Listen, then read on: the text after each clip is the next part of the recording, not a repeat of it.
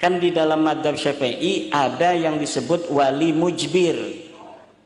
Ma huwal waliyul mujbir? Wali mujbir adalah seorang ayah dan kakek yang bisa mengawinkan anak perawan tanpa seizin daripada anak perawannya itu, dengan syarat dinikahkan dengan orang yang berprestasi, yang satu kufu.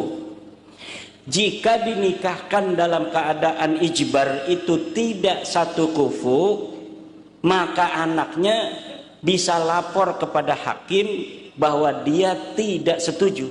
Itu dalam madzhab Syafi'i. Jadi walaupun ada privilege bagi ayah kandung dan kakeknya, yaitu bisa menikahkan tanpa izin, tapi disyaratkan menikahkannya dengan orang yang berprestasi, dengan orang yang satu kufu. Tidak boleh menikahkan dengan orang yang sembarangan. Tapi kalau si anak perempuannya ini senang, walaupun tidak satu kufu, tidak satu derajat, sah nikahnya. Itu dalam fikih begitu. Tidak seperti Ba'lawi ini.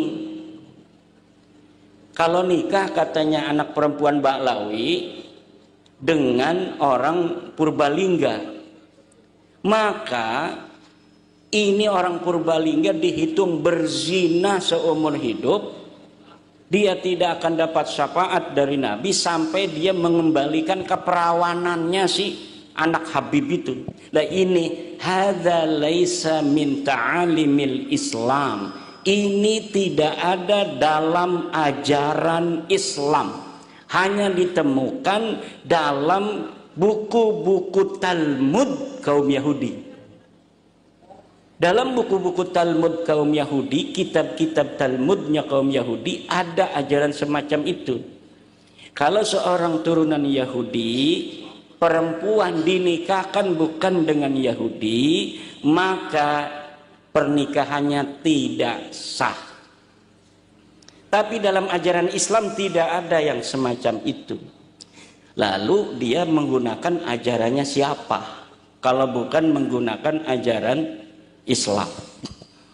Dan ajaran-ajaran semacam ini banyak sekali rasisme yang di atasnamakan keturunan Nabi, padahal ketika diperiksa, diteliti secara ilmu historis tidak terbukti.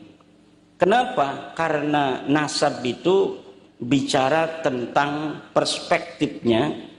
Ada perspektif biologis, ada perspektif historis, ada perspektif genealogis.